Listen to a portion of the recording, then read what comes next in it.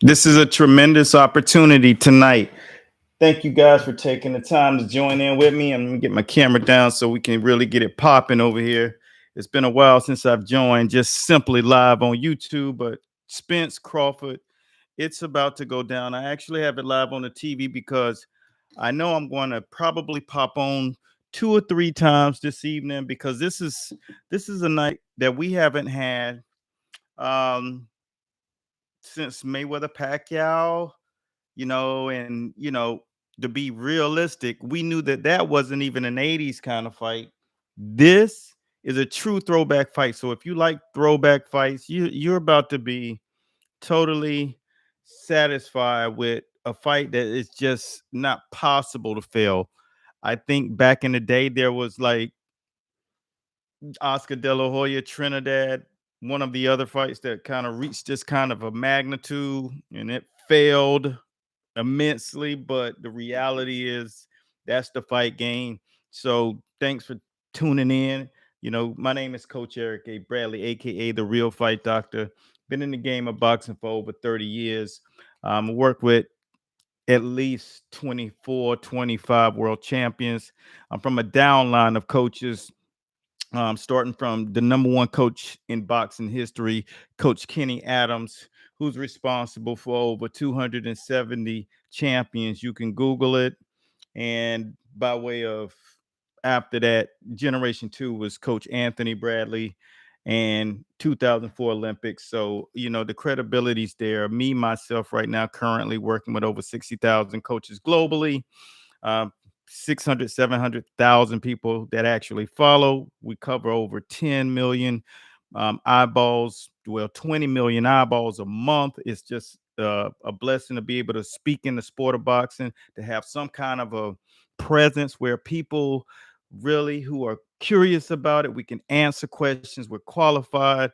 We only want to give you stuff that you can really use, whether it's skills based or it's just commentary where you're learning from people who are experts in the game and who've really, really been here to do something. So that's it, man. We're about to get into some fights. Actually, yesterday we did a great podcast over here and over on Facebook. So if you haven't taken time, you can go and peruse the channel.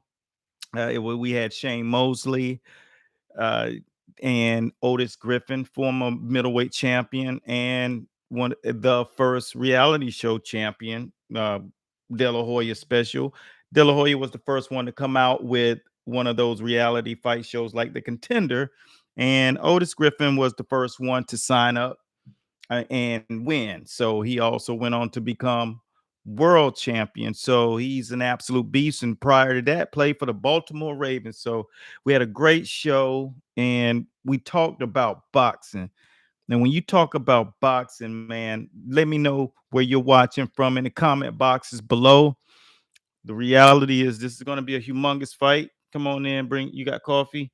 I got to get me a Cuban coffee on. Thank you, babe. Appreciate you. And I think we got Abner Mares on the mic over here. I cannot wait to let this thing get on the way because what I'll do, what I specialize in for all of you who will be new and never seen us before, I break the fight game down. And if you want to hear some good commentary, you make sure you type in the fight show, not Teddy Atlas is the fight. Even though Teddy Atlas is great, I know he wanted to undercut my title, but the fight show, you type it up, you'll see people like Mauricio Suleiman and George Cambosis and Haley Zell, niece of former middleweight champion Tony Zell, and the list goes on and on. Steve Cunningham, Sugar Shane, freaking Chop Chop Corley, and I've just Mauricio and Jack Reese, and just we host people who are of power now. Now the people who make decisions, that's who I want on our shows. Fighters is cool, they're in a circle, but we want to inform you because you can hear interviews with fighters all the time all over the internet. What we do is bring you questions that you have and stuff. So one of the things that we were talking about, let me tell you guys what the because you know what? They haven't even really talked about the undercard. So if you know who's on the undercard, make sure you let us know down in the comment boxes because I have not really been impressed with the coverage. I compare it back to like the 80s, right? In the 80s, 90s, they had to promote the fights. So real. You couldn't come short. Your promotion had to be, to serious. You couldn't play around with your promotion. So you had billboards everywhere. You had, you even see blimps, but mainstream coverage was real. The ESPNs, the ABCs, the CBSs, I do miss those times. And even on the Tuesday night fight series and the Friday night fight series, you couldn't escape boxing on television and you couldn't escape it if you're riding through your town. So if you're from somewhere that's a fight town, let us know right here in the comment boxes because I'm ready to get into some serious fights. I'm just going to hang tight here for a few minutes and see people pop in because everybody, I remember this. I remember being broke, man, on fight nights when I was in school, getting educated. So let you know if you're in a boxing game and you're a trainer, go back and get your nutrition certifications, right? Because how that'll serve you is when you have people that you're working with, like your athletes, they're going to need a nutritionist sooner or later. So you can at least advise them what to look out for. You don't try to be their nutritionist, but what you want to do is you want to be able to guide them. And you can also sit down with the person who might be coming on, like Terence Crawford. You can see he's as shredded as he's ever been. He looks so strong at the weigh-in. And when I saw him, what I was thinking is, what exactly is has he done different? Did he get a nutritionist? Because he looks super strong. I know Errol Spence did, but wow, I was very impressed with Bud Crawford. Did you guys see him? Let me know down in the comment boxes if you saw the actual, weigh in yesterday because he looked pretty impressive. I mean, he was a solid 146 and three quarters. And I mean, he looked dense. So I can only imagine he'll probably put on maybe 10, maybe 12 pounds, right? Mm. I know our fighters, when they were, prepping for major nights and stuff, I had some really solid guys. Most of them were big welterweights or the other guys I worked with because I was under Coach Bradley. I was the head trainer of the team. And he had like heavyweights. So there was Donnell Holmes. You had people like Oliver McCall. You had Larry Donald. We had just tremendous Ray Mercer, tremendous men. And they were all over 245. I think Ray was probably about 265. A lot of you know Ray Mercer. He fought Lennox Lewis, Holyfield, gold medal Olympian, and just was a humongous man. Dude, hands was like this. And so I didn't work with him when he was young. I got to work with him as he got older in boxing, but he was a tremendous talent. I mean, a heavy puncher. I mean, there were nights where I seen him hit that bag, man, and then took it into the ring.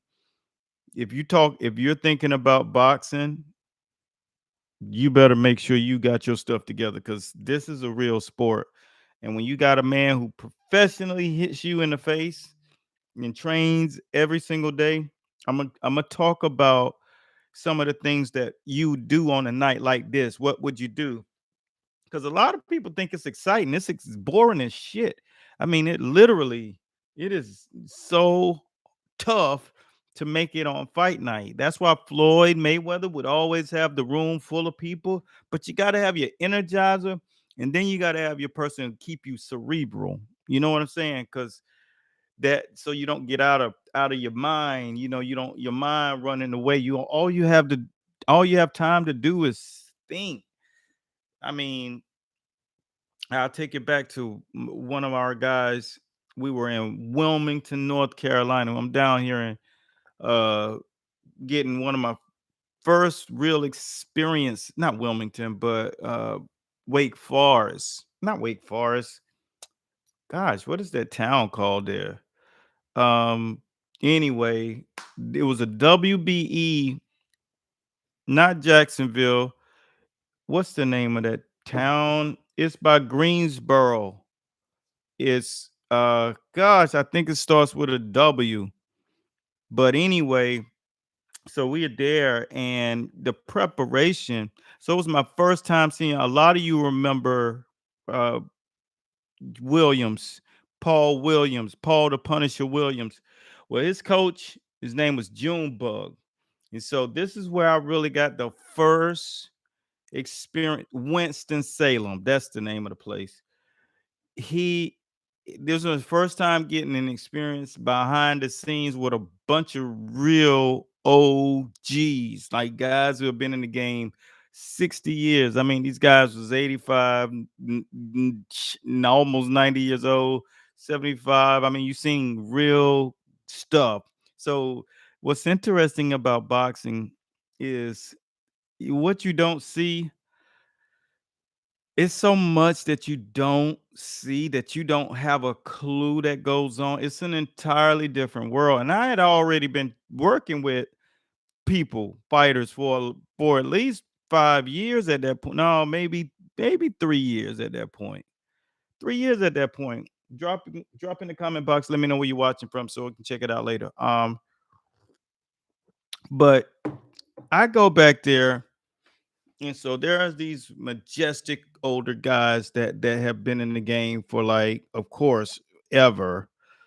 And pre-fight, you know, guy was working. So Junebug, which is Paul the Punisher Williams, pull up Paul Williams. He was a welterweight, 5'11". I mean, Paul was like 6'1", 6'2". When I met him in person, he was like 6'2". He looked 6'3". We took a picture together. I literally was in his chest. I mean, the kid was, and shoulders was broad. I said, how is this dude, man? At that point in time, he was 140. So as I sat there and we was talking and stuff with his coach, so his coach got this bag out, right? And the bag was like, it was plastic. So pre-fight, this is before the fight. He's sitting there and it's the yellow bag and he stirs the stuff. He starts to pour stuff in it. And I was like, man, what is that? And he was like, oh, I'm mixing this protein up in here. And I was like, protein. This is where you get to see the tricks of the trade. Like, you don't know any, you think you know something. And I had been in the game for already years. I had worked with elite amateurs, pros, guys who turned pros, guys who were 15, 16, 17 and 0. I can name them off the top of my head right now. So I thought I was doing something. I was like, yeah, man, I'm a coach, you know what I'm saying? And I was proud. I was a level 1, then a level 2 coach. So, you know, you think you doing something. So we sitting there and I'm like, what's that? So he was like, yeah, this is my protein. So he got this thing. I said, well, where did you get it? He said, "Well, I got it when I was in Cali." So he took it out the bag. He took the bag out, got it stirred, and then it kind of shook.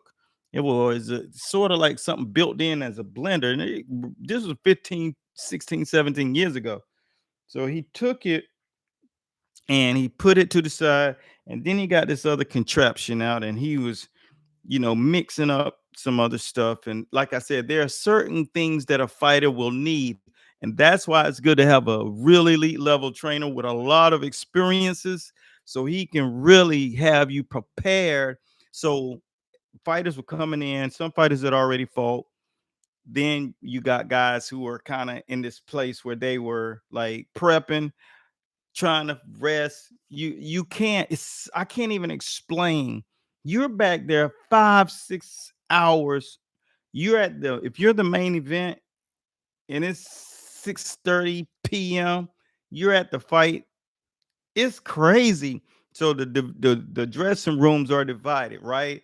So you got the red corners and then you got the blue corner. Y'all have heard it when you, if you've gone to an amateur event, you know, red corner you go red, blue corner you go to the blue. Well, it's the same thing when you go to professional bouts. In the professional bouts, you'll start to find out that a lot of what you're seeing in the amateurs is some of those same things in the pros, but only people in the dressing room knows that. So if I'm just say, for instance, I'm Errol Spence, I'm going to the blue. If I'm uh, Bud Crawford, then of course, obviously, I'm going to the red. So that'll divide. Now, all of the guys that are on the undercard will also either go red or blue. So let's just say if it was Boots Ennis, and Boots Ennis is and he's fighting on undercard. He's in the blue as well. Then you got Tank Davis. Tank is over there in the red. So they peel off like that. The referee does the talks, pre-fight stuff. So a lot of times you see these referees and they stop fights, and you're like, man, they stopped the fight too early. Look, man, before those fights are going, those referees are talking to those boys so clear. I'm gonna tell you exactly what someone like a Jack Reese would do. He said, look, I'm gonna tell you something. This is a fight, and boxing is entertainment. They did not come to see me, so do not make me continue to stop the fight.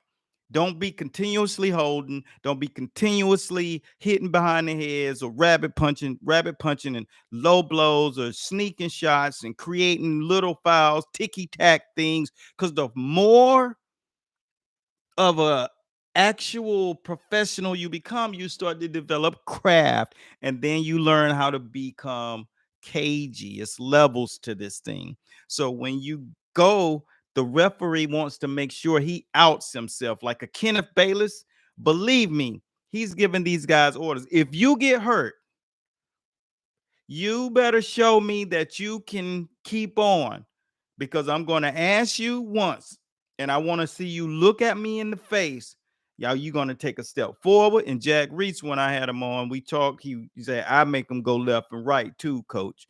And I said, I get it. He said, because the neurological functions, the equilibrium's off going left to right more than it is going forward. So if you ever watch Jack Reese referee, watch him how he makes guys go left to right. That's what he did with Tyson Fury when Deontay Wilder knocked him down in the 12th round in the first fight.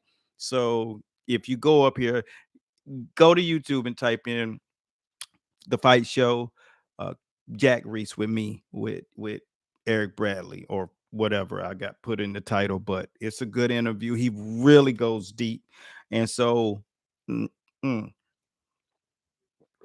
we back there, and the referees will make it very clear. And he said, if you are hurt, you're going to do your protocol.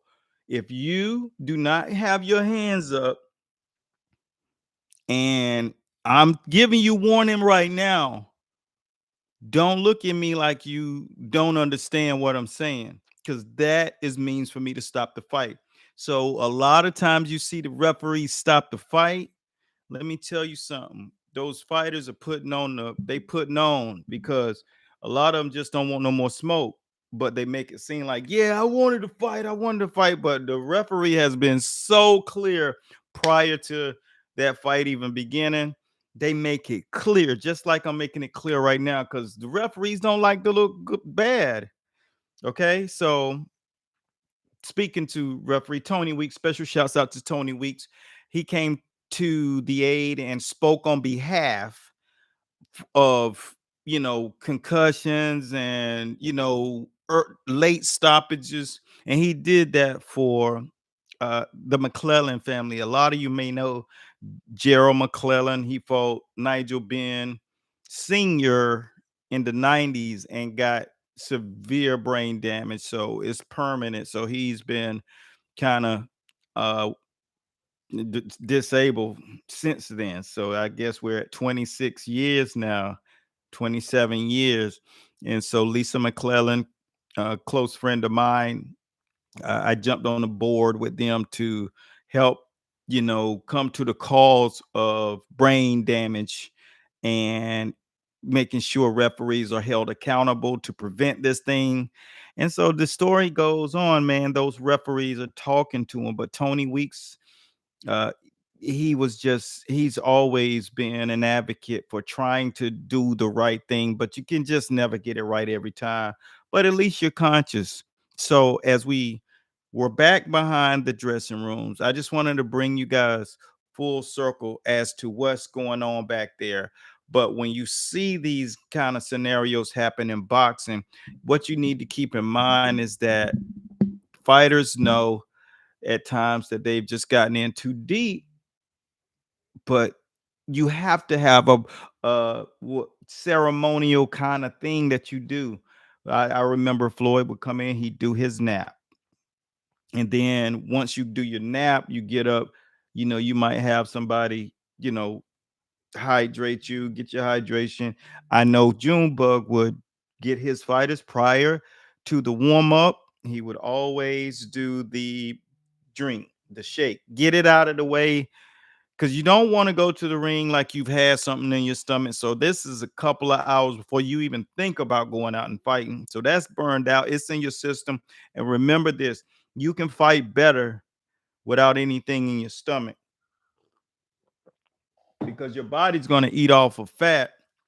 You can go a whole 24 hours and you can perform better if you don't have nothing in your system.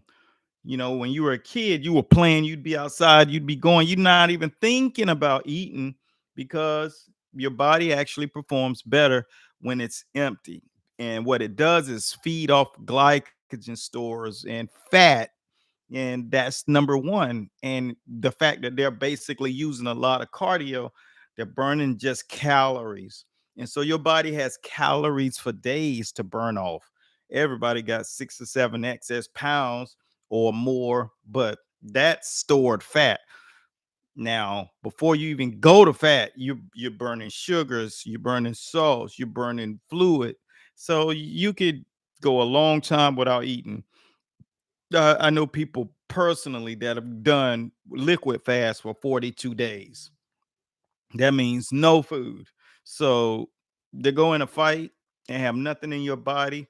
Your body's just feeding off itself. And matter of fact, it just opens up new endorphins and you're just more motivated. You can fight harder because you have no restraint on your system and things are just burning. Now, be careful, because you do have to make sure you don't burn too much, because what'll happen is you'll start eating into your muscles. So that's one of the reasons you got to understand the level of activity that you do output wise, opposed to just, working out and then having a little something after the fact. So your burn time, it's a mental game.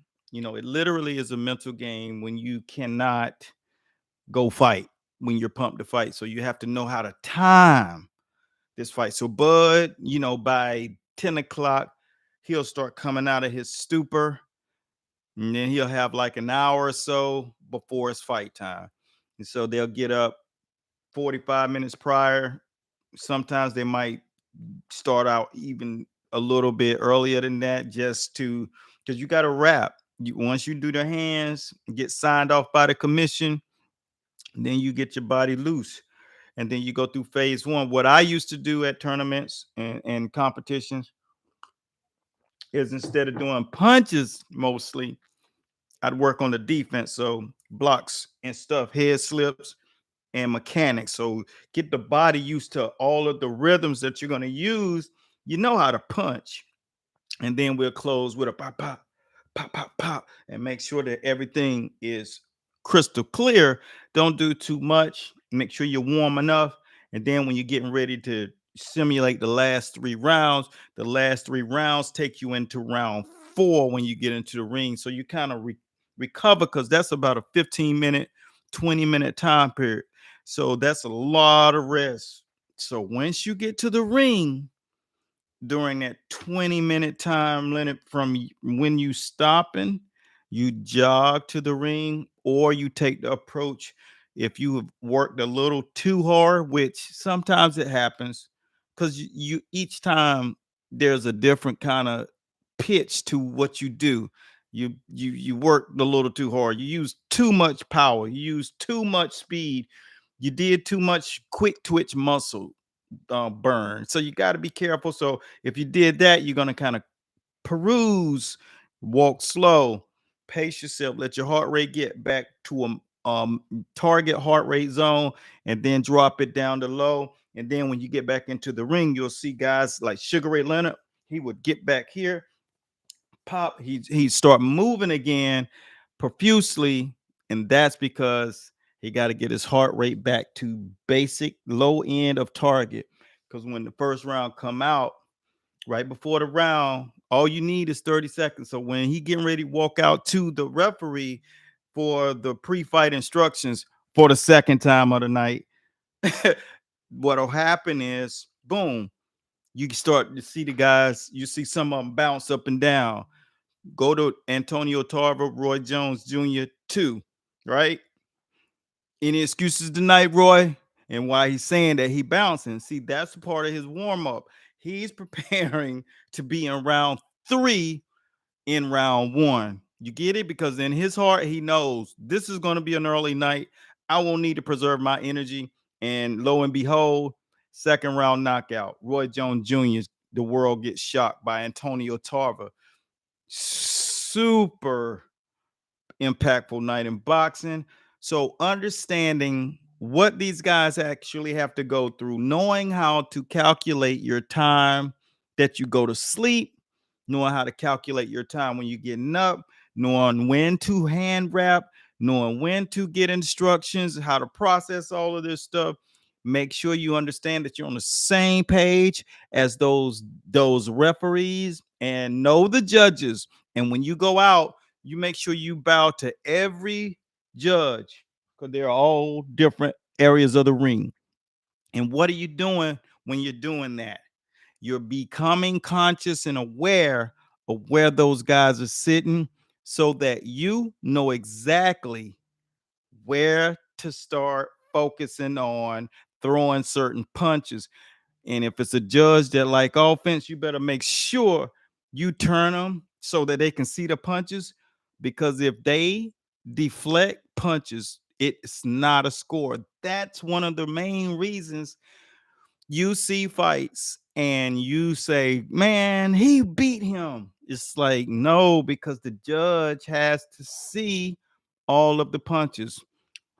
Hopefully, AI has a way that they can just all see the fight the same way, because no matter, it depends on where you sit in the ring. Depends on where you sit in the ring to how you see the fight.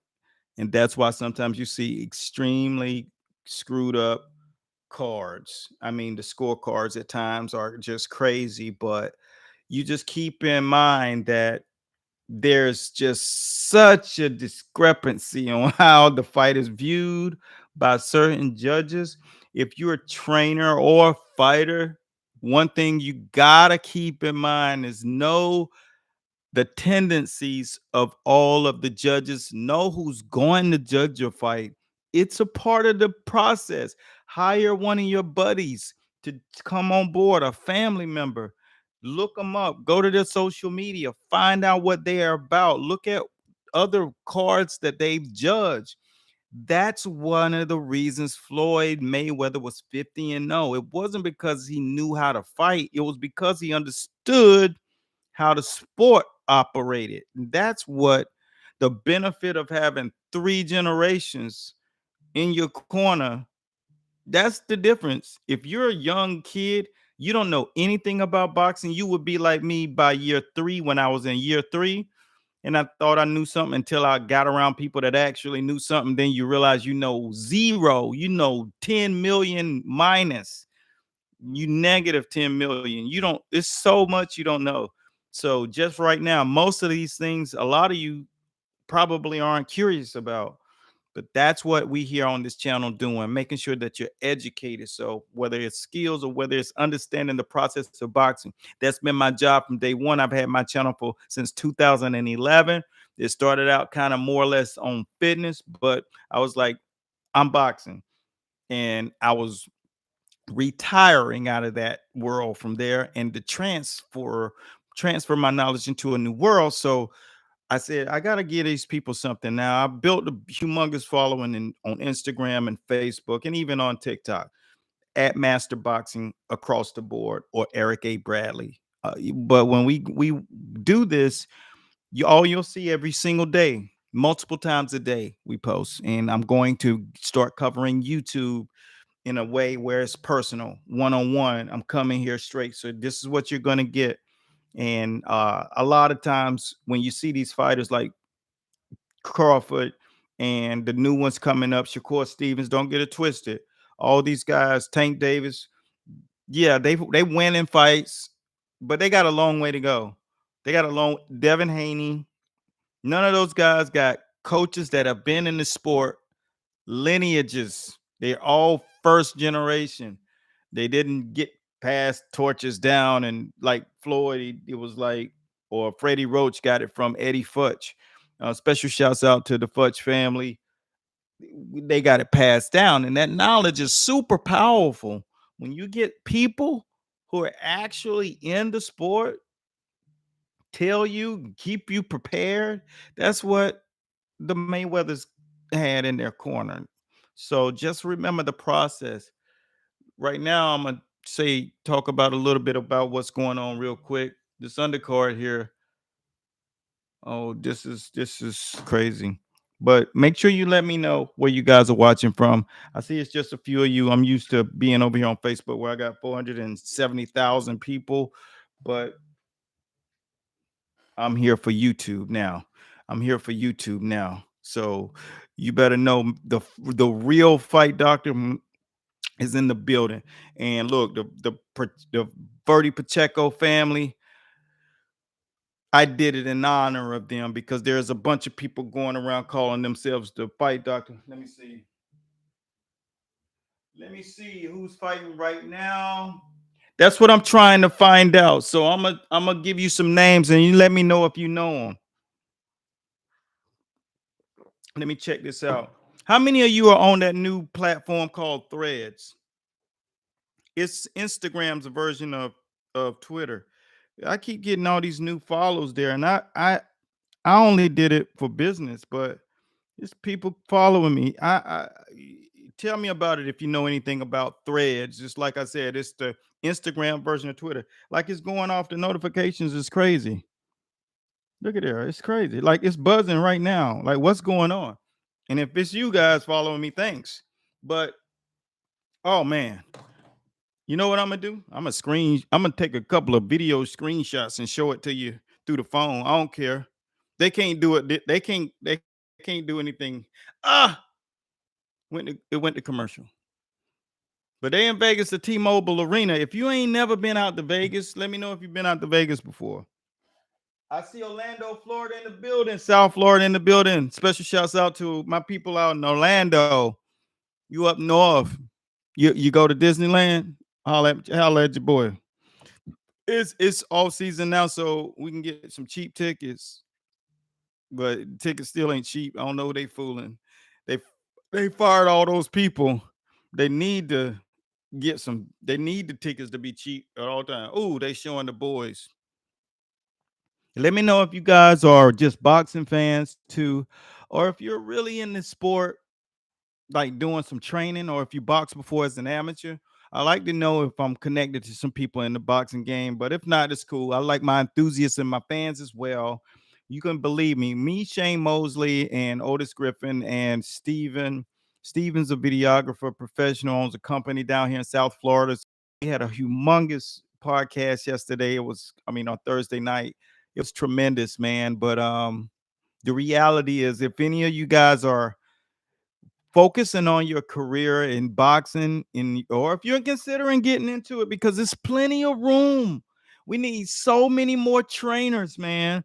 And you don't have to have so much experience. That's you, but just get in it. Because a young man on my Facebook page just like less than an hour ago before I went on, he watched one of our podcasts, and I was talking about one of the situations, which my fight stories are the best. That's why I started a series called Fight Stories. And it was great, but he was just really so motivated and got inspired. And I was like, that's what I used to be like. I used to be inspired by certain people. And I wanted to be one of those people. And that's what I'm going to be. I'm going to be one of those people for you. And I got a lot of weapons. I even come on day one on my background. I decided to do it up like 7 minutes before I went live. But when you got experience and you know what people want and you know what people need and you know what people like, you can do that. And so I said, let me make sure I take care of my people on YouTube. YouTube is a super place. But if you are trying to get into the sport, they need you. We need great people, and we can educate you. And you can come here and you can learn. And I'll teach you day in and day out because the sport needs great people. You don't have to have won Golden Gloves or national tournaments or Olympic gold medals. All you need is to be here, show up every day, be a part of it, commit to the process, learn, catch up, and that run becomes a sprint, and that sprint becomes you taking flight. That's what it does. We had a guy straight off the page. Special shouts out to Aussie. He know who I'm talking about, Coach Paul Robert. Off the page, never ever coached before a day in his life. Watched the page, got so motivated, got him into our School of Boxing online course. Boom, he took right off and became certified coach, working with fighters right now, just like that. Boom, just that quick because he found motivation, he found leadership and mentorship.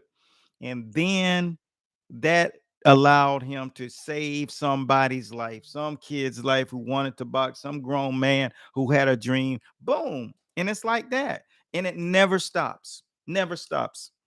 Over 3 decades in the sport, it's never been a slow day. You can't even escape it. Like right now, you can have no idea how many things that I have on my agenda every single day to do. You know what I'm saying? We got an entire university of boxing for up and coming trainers or trainers who are in the game. We got UFC fighters in our school. We got freaking professional boxing coaches, amateur boxing coaches, people who have never boxed before. The first year we started that fucking thing, man, it was like we had 21 coaches who never had anything to do with boxing win and gold medals around this country. It was crazy, but it was because I knew what to do. I knew what to give them. I taught them. So don't ever feel like ain't somebody ain't here to have your back. I got your back. There are other great teachers out here on YouTube. Just make sure that they got credibility. Make sure that they ain't just some fly by night guy who went to a gym and learned how to do some mitts and then talk about boxing coaching. Because, like I said, I was in the gym with world class amateurs and pros, and I still didn't know anything after 5 years in the gym every day, 19 hours a day, straight out of the gate. I put my hand. Well, you got my channel, so you can just go and see. Like you can see the work that I used to put in. Unfortunately, a lot of that training I don't have from there because it's all on VHS tapes. And if anybody in the super chat do transfer VHS to DVD, boy, you're gonna see some pay-per-view super smoking sparring training and some fight nights. But I do, if you do, let me know, connect with me. I'm gonna give you an email address, support at Master Boxing LLC, because I need somebody. Support at masterboxingllc.com. Damn, I thought I was typing it in the chat. Anyway, connect with me because I need somebody, put you in an internship and you do that and I'll make it worth your while. We take care of our people, but we need somebody to transfer. I got over maybe 40,000 hours of stuff, but I only need like the stuff that's my team, my personal training stuff. And if you go to masterboxingllc.com right now, you will see how much we just got up there for the people that we train. Now we don't fuck around. Uh, Look at here. There go Errol Spence coming in right now. Got the black and red. He looks sleepy. He must have done woke up. He don't went to sleep. He looks so sleepy. He got that Texas cap on. Errol Spence in the building. Oh, believe me, in a minute, like when they start showing something real, I'm gonna show you guys something real. You know what I'm saying? Let me know anybody out there who's the number one boxing fan in the game, who the number one boxing fan on YouTube. Give me some loves. Hit them buttons. Let me see what you got. I want to know who's about that real boxing life. I know when I was a young kid, ain't nothing I love more than boxing. Tell her to tape. Yo, I didn't know Bud arms were longer than Errol Spence, yo. Nonito Donaire. Nonito fighting Santiago, Alexandra Santiago. So Nonito is a favorite. Under 160 betting line. That was the only fight they showed besides Errol Spence. Brian Custer, he's a good dude for real. Met him out here in New York when we was up in New York. Deontay Wilder fight. He really is a good dude. He comes across as a class act, but he's really a good dude. Really a good dude. I don't just say that about everybody. What's up, fam? Check in. Let me know where you're watching from. Holla at your boy. Don't just sit in the chat. Get at you. Nonito about to bang. I think Nonito should hang it up for a little while, though. I think he needs to start mentoring people. You want to get info? All right, let me type it in the chat. Go to Master Boxing LLC, and then do that. You gotta actually type it, on YouTube. I forgot you gotta put in the HTTP and all that crap. Think www dot. So yeah, get the info right there. There you go. Master Boxing. I'm in the building. Go there, leave a message for the website, schedule a call if you're serious about learning how to do it, man. Because we really need some serious people. Because you can't play boxing even as the trainer. If you're a nutritionist, I don't give a shit what you do. You can't play this game. You got to really be all in. You just got to commit.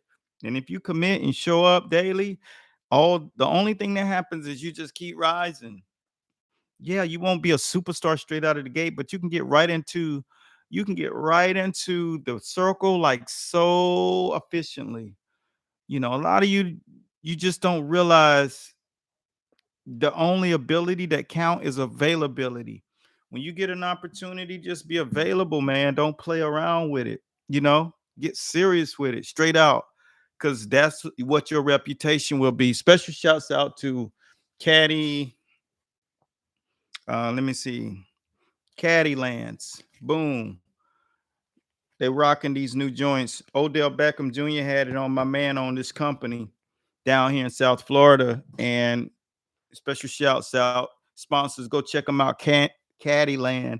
So this is a golf company.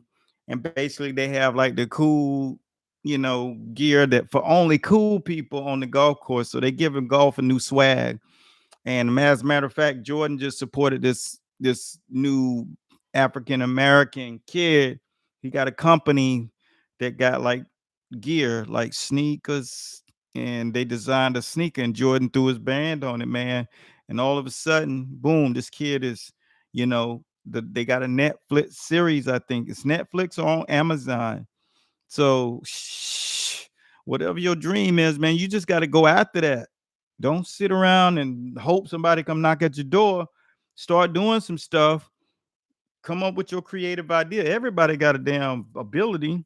You put your ability to work, and what happens is some shit come out of it. Hell, I was living in North Carolina. I was down in Miami like 2 months ago. Was it 4th of July or it was Memorial Day weekend? Shit, I'm down in the dopest place on the East Coast, West Coast, really.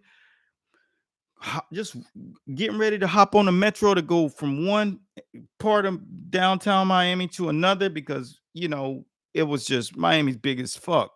And we went, and I got on the metro, and a dude sitting in the back with the security, and he was like, we're getting ready to get off. I was like, all right, my man, take it light. He was like, I got off, and he said, hey, "But man, don't you got a YouTube channel?" I was like, "Yeah." He was like, "Yeah, I follow you." He said, I was like, "Oh," he said, "You live in here now?" He said, "You from South Carolina?" I said, "No, I used to live in North Carolina." And he was like, "Oh man, I'm gonna keep watching your channel, man." I was like, "I appreciate the support, brother."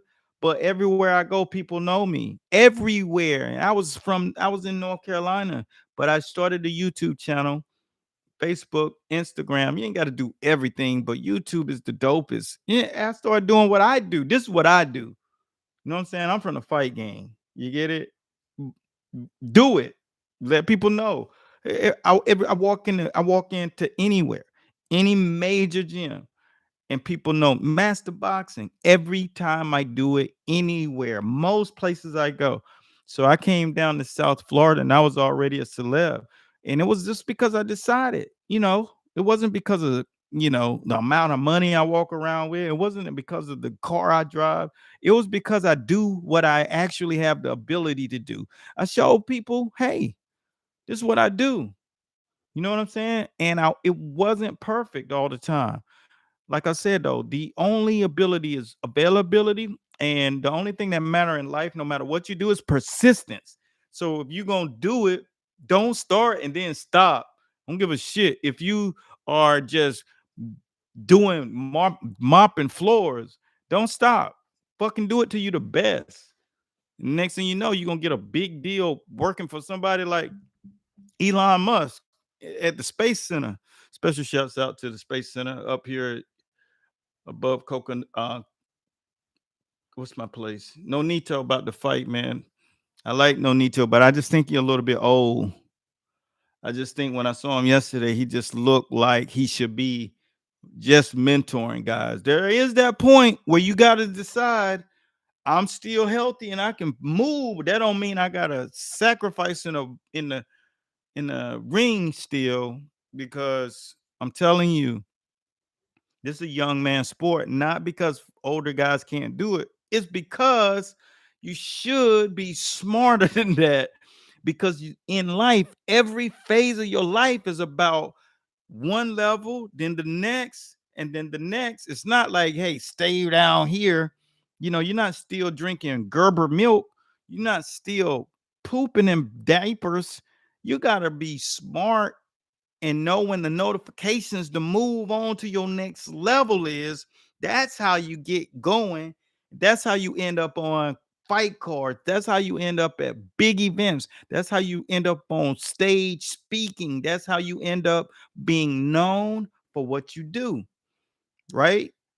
I know what I'm talking about. I don't have to get up here and be somebody that I'm not. I actually am too modest, but no matter what happens, stay motivated. And always remember, when you're around people, select the people that make you feel the best about yourself.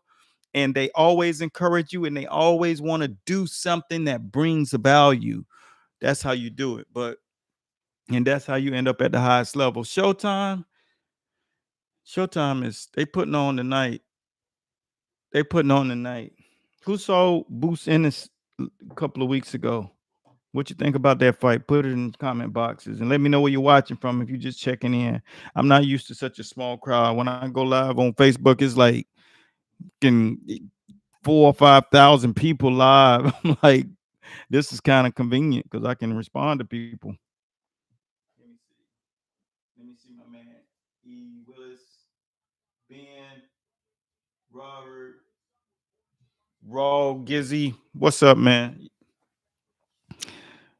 Let me tell you what Nonito Donnell looking like. Hey, look. Yeah, I think he gonna beat this dude. Yeah, I can tell why he's still gonna fight. But let me see something. Oh, my man Steven is at the fight. He was on the fight show with me the other night. He just texted me. Thank you again for allowing me on the podcast, brother. See there. I was able to give my videographer an opportunity to talk with royal boxers. That was fun. We had a great time and it was a blessing. Special shouts out to my man Steve, who's at the fight tonight. I know he's super pumped. excited. He's getting ready to see his two favorite fighters, Sean. I said Sean Porter. Special shout out to Kenny Porter. He's always been a good support group. He always bust my chops in social media when he come on my posts. Last I predicted. I did a prediction when I used to give predictions. I did a prediction, and I didn't choose Sean, and he said, "Okay, Mr. Bradley, I see you at the fight," and I was right. He lost. I think it was that might have been to Keith Thurman when he fought Keith Thurman. He lost to Keith Thurman. And Sean's a beast, but Coach Kenny invited me to help them with the Errol Spence fight. But my fighter that I had in my camp years prior, I invited him to come, and he was like 193 pounds. And I told Coach Kenny Porter, I said, I don't want him to come there because, for one, he's going to be out of shape. It's going to take him the whole week to get in shape, even though he can fight. Special shouts out to Puda Paul. He can fight. But I just, if you come in with me, you represent my brand. If you come out of shape, I don't want you fighting your way out of the bag against the world class fighters. And Puda Paul was undefeated at that time anyway. And so he could fight. I will give him that. He won in the Golden Gloves. Then he won the Nationals. So he could fight. I never take that from him. But you got to represent something. So I just didn't like the fact that he was representing lazy, and but he can fight. He will fight his ass off. We go spar. I remember one night we invited some kids. One of them was like 6'3". They were twin brothers. They remind you of the Charlos, but a lot bigger than the Charlos. 185 as amateurs, both of them. So they were in tremendous shape. And they coach brought him over, and one of my fighters hadn't been in the gym because he had started school. I give him credit. I ain't gonna say anything about him, but he hadn't been training because he had went to college. He got his first year in college, so he was studying, and you know, I think he was smoking a little weed too because he just didn't come across the right way, the same way as typical. Now he came to the gym, and those kids came. Like I said, both of them 6'3", maybe six. Yeah, but they were 6'3", and my guy was 6'1". Puda Paul's like 6 foot even. Kids were tremendous. Now imagine Jamel Charlo, 6'3", full of muscles, natural muscles though. Both of these boys they're like Adonis.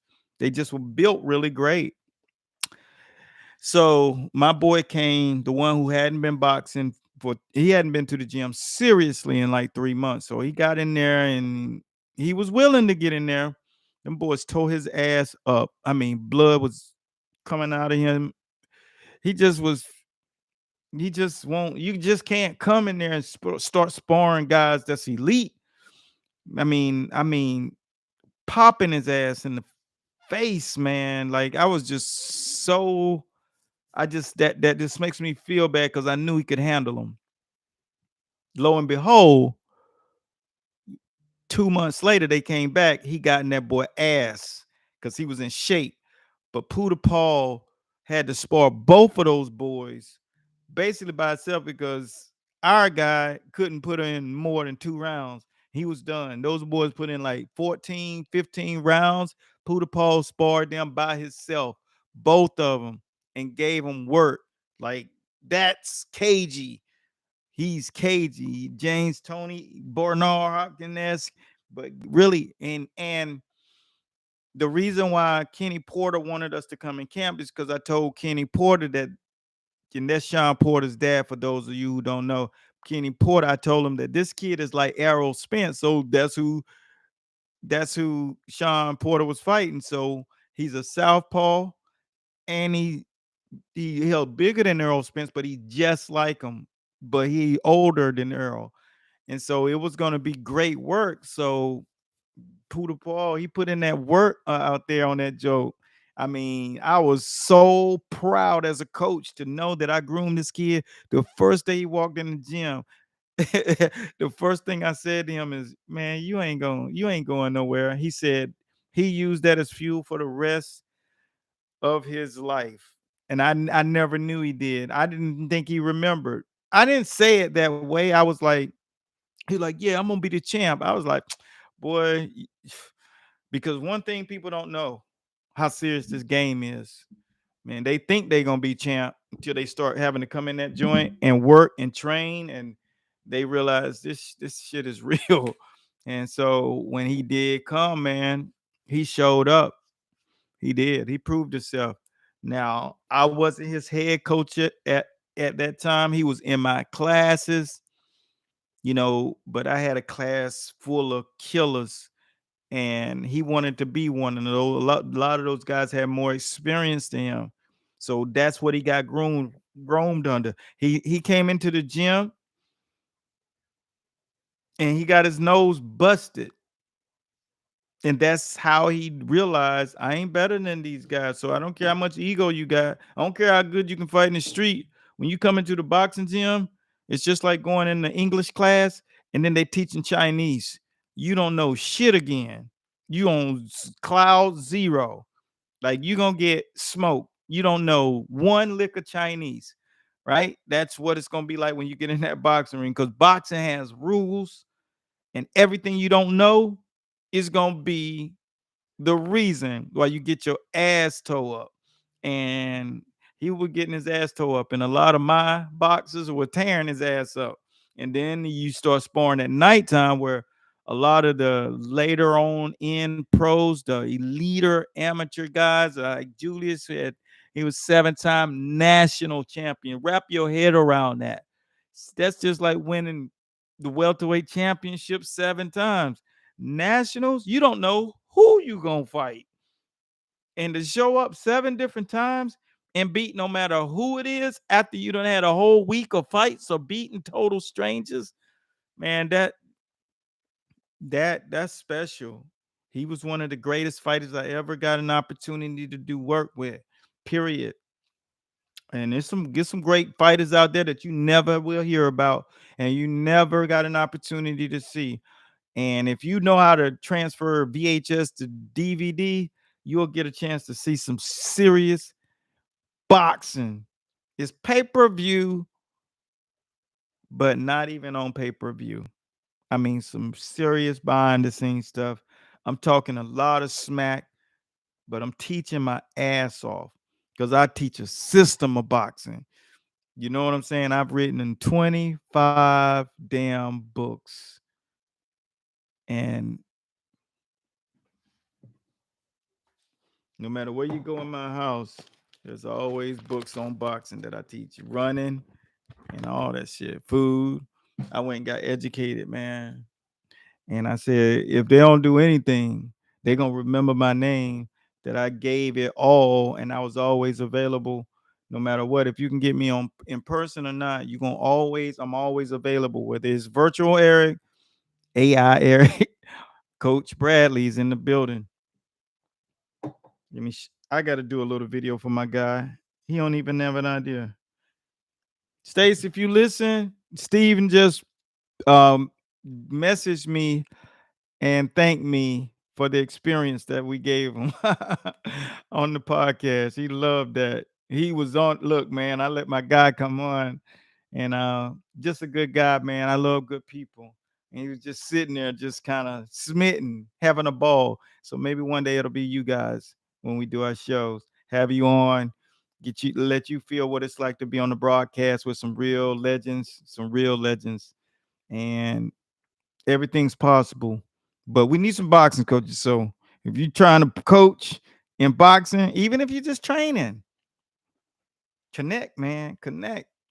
That's what makes it so beautiful. Nonito putting hands on this kid. Yeah, I think that kid he's in too deep. I think his coaches probably told him, "Yeah, you can beat him. We can beat him. He old." And Nonito was like, "Nah, not yet, champ. When you in there against somebody that can fight and he know a lot of damn wrinkles and you fight him, That's the worst feeling in the world because he gonna hurt you so many ways because you don't know anything about boxing. Just like my kid, Puda Paul, he was able to overcome big boys size and use caginess like James Toney and craft like Jersey Joe Walcott and Dwight Muhammad Cowie. That's Qawi. Find them. Find Cowie Holyfield. Qawi. Cowie Holyfield 1. You want to see the greatest fight you ever seen? Pull that up on YouTube. Cowie Holyfield 1. And that's when Holyfield was coming into the game like next level. He was like 11 and 0 at that time. Hadn't had but 11 fights. 11 fights. And boy, talking about getting in there and getting in there with some real ones. That's a real one. So if you want to understand caginess, craft, watch that fight. Another great fight to watch is when it comes down to knowing how to overcome adversity is Archie Moore, Yvonne Durrell. So that's Durrell. And so special shouts out to Paul Durrell, who's the grandson of Yvonne. Yvonne is spelled Yvonne. And I talked to them like maybe a couple of years ago. They actually follow me on Facebook as well. Good family, but man, Yvonne Durrell was an absolute punisher. You're talking about the greatest comeback fight in boxing history. There will never be a comeback fight like that again. Diego Corrales Castillo won is the closest thing to that, and it's still not that. So if you have not watched a great fight before, Yvonne Durrell, Archie Moore, the old Mongoose, or Castillo Corrales won. The two greatest comeback fights in boxing history. You will never see fights that great ever. I don't care who's born. You just don't see that. And God makes very few of those kind of people. And if they do make them, they don't end up boxing. You know what I'm saying? The resolve, the fortitude is crazy, crazy for a human being to have that inside of them. So check those out if you're gonna check out anything. I hope you guys are enjoying this.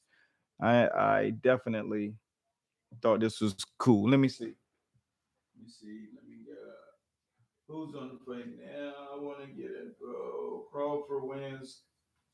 I don't know. Thanks, brother. Yo, that's Jay Marie. Hey Jay, what's up? Good to see my girl. That's the old mongoose daughter. What's up? I just decided to pop in over on YouTube, Jay. Jay, will you come on the show with me? I wanted you to come up there with Shane because I'm gonna start helping Shane as sponsor and stuff. So I need you. I need you, sis. Let's get this work. Let's change the game. I need you. I need that Archie Moore blood. I need that mongoose, that old mongoose juice. She know what I'm talking about. That mongoose juice. When you get into the boxing world, the boxing family is nothing more beautiful. Everybody, you just become one big family. Why wouldn't you want to do that? Let me see what you say. Hey, sis. I'm so glad to see you. Seriously, I want you to come on the show. And I matter of fact, call me either tonight or even tomorrow because I gotta tell you what Shane want me to do. Um, I really could use you to play role with me because I'm telling you, we done got our feet down here, planet, and things so much is happening. And I love the fact that you my sister. I love you. I love you. I love you. I love you. You know I love you to death. And I think it's a good idea if we go ahead and bring that thing back to life. Mongoose juice. Let's do that. Mongoose juice is what Archie Moore, he was magic, man. He wasn't just the greatest fighter to ever live. And it's not arguable because if a man is 45 feet tall, that means he's the tallest man in the world. If a man has knocked out 141 men, that means he's knocked out more men in the world than anybody. So that means he's the greatest fighter in the world. If a man has planted 5,000 gardens, it means he's the best gardener in the world. The numbers tell the story. And he's done so many other things for boxing and people. He was just a good dude. When you do something that you love, you never work a day in your life. And so that's why you can become fruitful because this isn't work to me. I wake up at 3, 4 o'clock in the morning. I move around the clock until my eyes can't stay open anymore. And I'm back up again before you know it again. I'm drinking some Cuban coffee, tonight, only because I just wanted to have something to sip on the show. I didn't know if I was going to be able to just, host this thing straight on YouTube because I just said, I don't know. And then I said, you know what? That audience needs to know that there's somebody out there that's here to help in any area that they are in life. Some people call me the motivator because I'm constantly seeing things from an optimistic point of view because that's like I said before. If you're in a sport that you love, you don't work a day in your life. So no matter how hard I work, this is what I love. I love it more than anything. And I get to meet great people. And I got J. Marie. J. Marie, that's my sister. God gave her my sister. And so that's what's going to happen to you. You're going to get people brought to you in your life that you never could have imagined.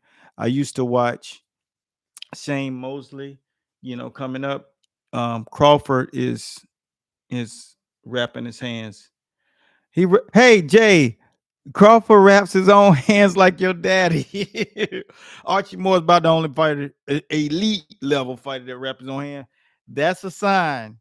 What am I saying, Jay? He got a little mongoose in him. Crawford got a little mongoose in him. Let me take a picture of that. Look here. Jim Gray, is that dude ever gonna slow down and retire? All right.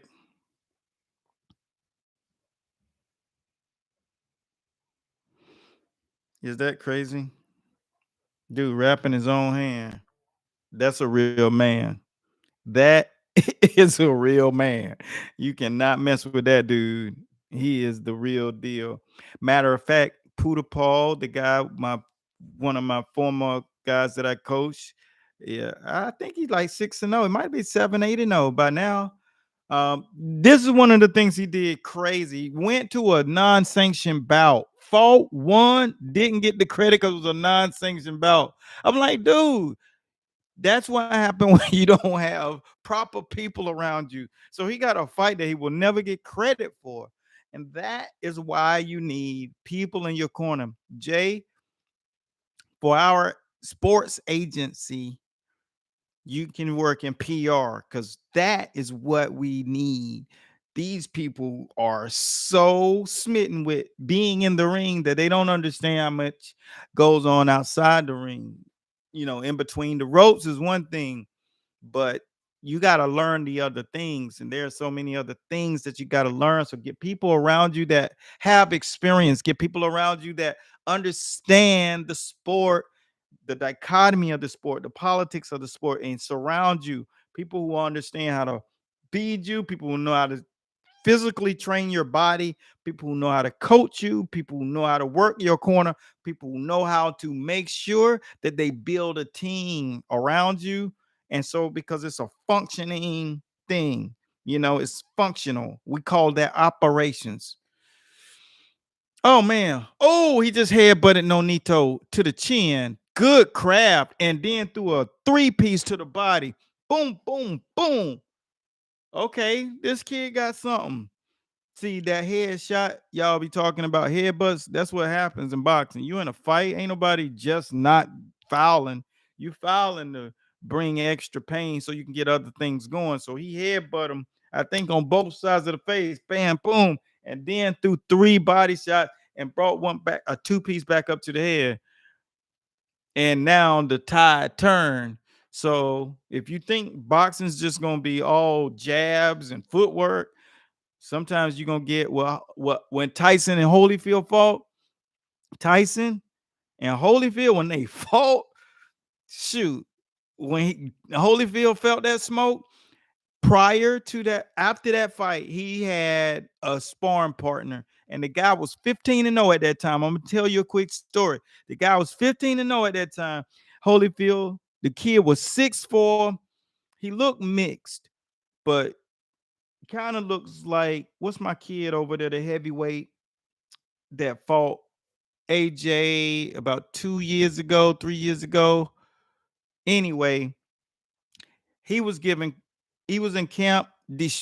Holyfield said, "Yo, I thought he literally beat me to death throughout the whole."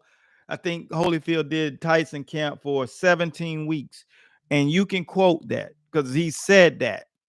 And you trained 17 weeks for Tyson back in the 90s, and he said this dude beat me so bad in camp. So when Holyfield and Tyson got into the ring, that's why you want to get smoke in sparring. So you're humble. Joe Frazier said it about Jimmy Ellis. He said, I was getting smoked in camp. So when I got to the fight, he said, I got a young fighters in Philadelphia. I got young, hungry fighters that was fast. He said they was running circles around me. But when it's fight night, the guy who you fighting want one of those guys. So when he got in front of that Jimmy Ellis, go look it up. Jimmy Ellis, Joe Frazier won. Man, Joe Frazier was a monster with that left hook to the body and then head. I think he has semen in his hands. I mean, he was just violent. But back to Holyfield Tyson. So Holyfield said that the sparring partner was just destroying him, literally the whole camp. And that's what it's like sometimes. They put a guy that's big enough, strong enough to give you kind of like that uncomfortable experience that you're going to go through. So he said when he got to the fight, it was like, yo, when you fighting a dude like that in training camp, what you're learning how to do is do things to survive. So you already know how to throw a jab. You know how to throw a right hand to the body. I mean, a right hand to the head and a left hook to the body. You already know how to do that. You know how to throw uppercuts. You just fought Riddick Bowe 3 times. You know how to fight. When you get in camp with a guy who make you survive camp, whoever you gonna fight against is gonna be fighting against something totally different. So when he got in, he said, "Yo, I thought Tyson was gonna destroy me." All Holyfield had was faith. And special shouts out to Tommy Brooks because Tommy Brooks was in the corner, and Tommy Brooks is a downline of Archie Moore. Don't you think I know that, Jay? Now, and when they went in there, so people don't realize Holyfield had more. See, Tyson ain't had to survive. Tyson was in camp with people that I've worked with, like Oliver McCall, like I told you at the beginning of this broadcast. Oliver McCall is about hitting you hard. But Tyson is Tyson. He was. They had an ambulance parked outside of his training camp every day he sparred because he was at a point in time where he was destroying cats and he didn't like long training hours. And so he was punishing sparring partners. That might not have been that time period, but it was a point in time where he was just so electric that they soon as they would have to have an ambulance because that's what he was doing to guys.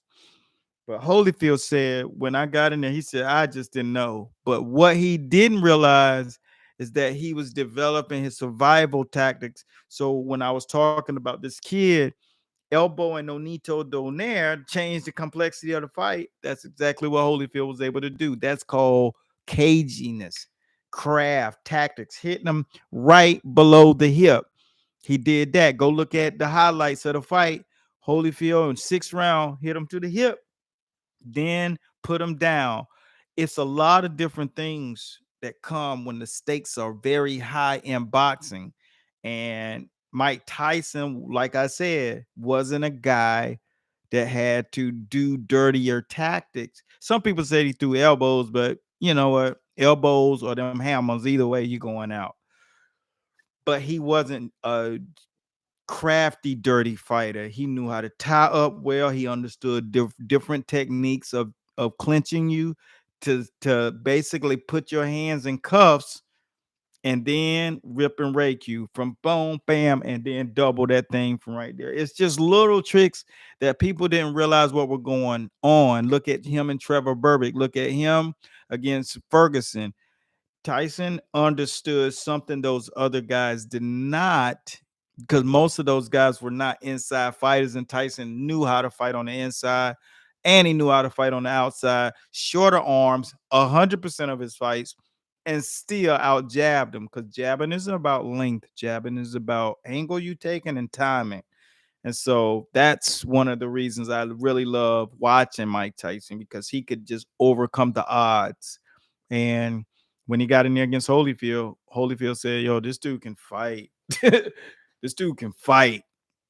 And let me read what you reading. Let me read what you're saying, Jay, because I'm gonna break y'all down some stuff. I told Anthony Joshua that he should train him. He should let Tommy Brooks train him. You think so?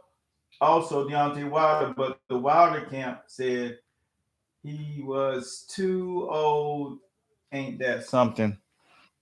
Well, Jay, that's why he's going to learn the hard way. You know, he don't understand what Tommy Brooks know. I don't think Tommy Brooks would want to work with Anthony Joshua. Anthony Joshua has shiny object syndrome right now. He's looking for shine. He's not looking for what George Foreman was looking for. George Foreman was looking to be really taken serious. Archie Moore poured stuff into that man that made his dream come true. And I don't think AJ's looking for that. Comes a certain point in time in some of these fighters' lives, Jay, that they just want to be in the limelight still. They just want to be relevant. And they know that that hurdle is too high to overcome. He's in a brand new camp with Derek James. I mean, really, how far do you think he can actually go? He doesn't believe and understand that it's the smartest decision that he could ever make to get in there with somebody who's been in there, real world champions. Not he's just getting into coaching and got a couple of world champions, but really have been in the greatest matchups in boxing history. He don't understand what that'll do for him. And for that reason, I'm out on that idea as well, because that's what he should have done from the gate. You know what I'm saying? He should have, instead of Derek James, I would have gone to Ronnie Shields. Why? Because Ronnie's just gonna be straight. He's just gonna be straight. Tommy Brooks, he's won. He had to coach against Tyson. He had to coach against 1,000 of some of the greatest fighters, and he learned from Archie Moore. He lived there. I mean, he like the amount of real tactical boxing techniques this guy knows it's insane. You know, it's a no-brainer. And Deontay Wilder's being protected by Shelly Finkel. We reached out and told them several things that he's gonna need to know. And Shelly's like, well, they got people in camp, and he said, hey, leave me your contact. And if anything opens up with this thing, we like for you to come in on some kind of advisory tip for him. Now that's kind of passed through the grapevine to me.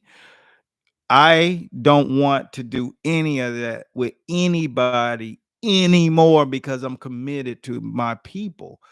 And that's one of the reasons I'm going in and as consultant and advisory for somebody that we both know, because that's the role I feel like I'm playing. I'm educating trainers, I'm educating fighters, and I'm educating people on the business and politics of boxing. So that's one of the main reasons I'm not available to work like with a fighter for fighting. That takes gym time, like you told me to do, like your father, be a tactician. And that's what I'm, a tactician. I can get on calls and I can discuss things with their fighter and the coach, like I did with George Kambosos. Hence is one of the reasons he overcame and won and beat Lopez, because we did the fight show and I took him through a film study and I broke it down round by round. I said, you haven't fought an American slick fighter. He's like, yeah, I beat Shelby over there. I was like, the UK fighters, I'm sorry. The lower weight classes, you guys are just not. This is levels. This is real slick fighting shit over here. Slick fighting was enveloped here and developed here. And we got athletes that can deliver that whole. There's a reason why you can't put someone on the style on the level with James Toney and Bernard Hopkins and Floyd Mayweather, Jersey Joe, Archie Moore. There's a reason why you can't put anybody on that side in those guys' weight class or on class. You can't. I mean, don't trip. So just with Archie and Floyd alone, it's 200 fights. You know what I mean? So you gotta be careful. You gotta know what you're getting you're getting yourself into, and you gotta kind of know exactly what you're dealing with when it comes down to the level of the game. All right. And so those guys, I try to be clear. And I really went in on George Kambosos because he was a little arrogant, and I checked him. He lost the fight last week. He sucked. I mean, he looked okay himself. Like he moved well, he threw punches well. He just got outboxed by a slicker boxer that got better footwork, and he would literally get eaten alive by Shakur Stevens, and that's why Shakur was ringside. George Shambosis was training down here in Davie, which is right above Miami.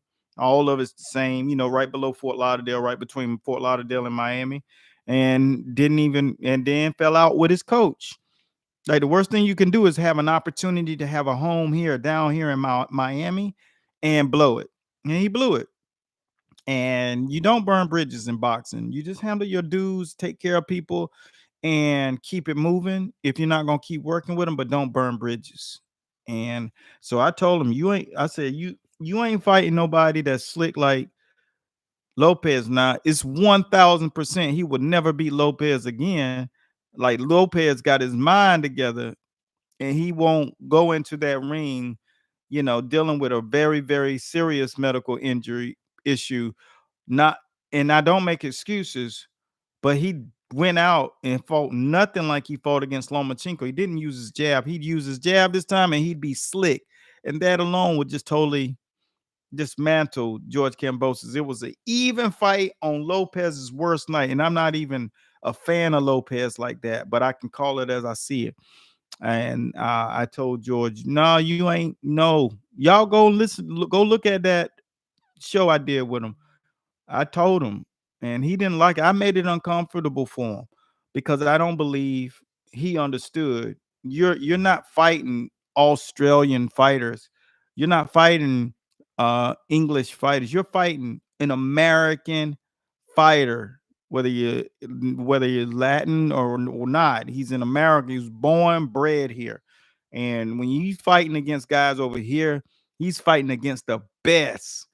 You know what I'm saying? So he ain't on the same. Those guys over there, slick fighters, are not on these guys' level. This is where it was developed, and so I really pushed the envelope on him. Otis was on the call with us. Haley Zell was on the call with us. Somebody else popped in. It was a great show, but I just had to keep it real. I said, dude, you need to go crank it up. And he did. So he was ready. He was actually ready for what that smoke that was coming. And he fought his ass off. And that was the greatest performance of his life. Little did he know that would be the last of the greatest performances of his life. Because now you're up here with A+ fighters. There's not a lot of those. There's really no more of those victories. You saw your victory. Let me see. Put you and Tommy Brooks together and turn him around. If me and Tommy Brooks was together, yeah, I'd advise from a distance and come in and do tactician work because Tommy don't move like me. And I don't think like Tommy. Tommy's smart mouth. He's a smart MF. You know what I'm saying? I done seen him in the corner. I done seen that old school mentality, that stuff that is in those briefcases that you can't go find nowhere. I seen him pull out hat tricks in the ninth, 10th round. I've seen it. I've heard it. I know what I hear when I hear people who have that stuff, and then having your dad, the greatest to ever do it. And I don't know if people think I'm saying that because you're up here, but I always say Archie Moore's the greatest. And I love Sugar Ray Robinson because, but the numbers, he knocked out over 30 people more. Like that's, most fighters don't even have 30 knockouts. Like that tells you a lot about how great this man is. His whole career was getting ducked and still knocked out 140. Some people say 132. Okay, just say he knocked out 141 and 132. He's number one and he's number two. Nobody else still close. You can say he knocked out 122. Nobody ain't even close. Think about how good you got to be to knock out that many men.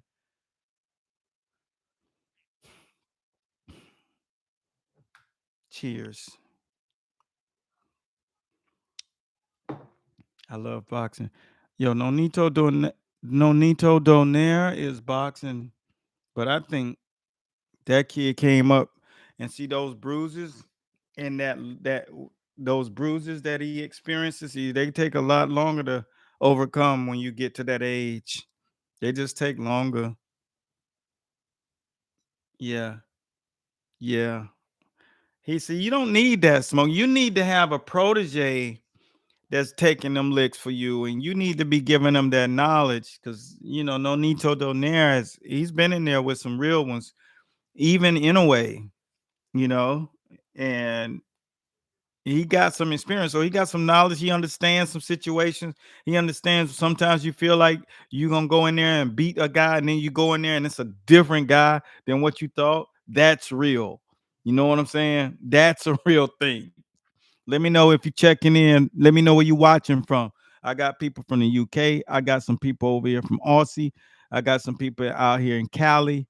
I definitely got some people out there in New Mexico. Special shouts out to you. Where's New York in the building? Do we got Chicago in the building? BA, we call it the DMV, DC, Maryland, Virginia. Make sure you give me a special shout out. I want to know where you guys are watching from. And definitely if you're in Miami, I see Orlando's in the building. So Orlando, special shouts out to Orlando. J. Marie, what you say? I'm glad somebody I know popped in. Oh yeah. I know you can. I'm gonna give you guys. I don't know how to even do this audience on YouTube like that, like I do Facebook and Instagram. And look at here, man. People must be watching on feeds. This is all new.